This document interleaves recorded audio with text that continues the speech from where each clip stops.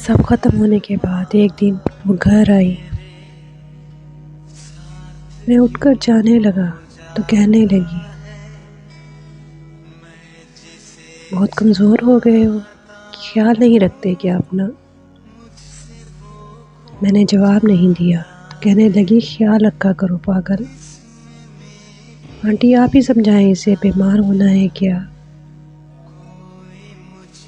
کمرے میں آ کر اتنا رویا کہ جب فکر ہے تو احساس کیوں نہیں؟ میں نہیں جانتا مما نے اسے کیا جواب دیا۔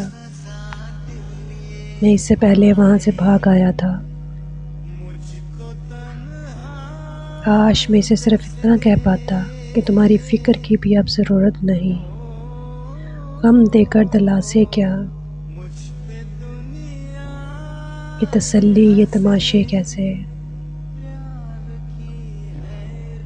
اب جب بھی خیال آتا ہے تو گھنٹوں تک آنکھوں سے آنسو بہتے رہتے ہیں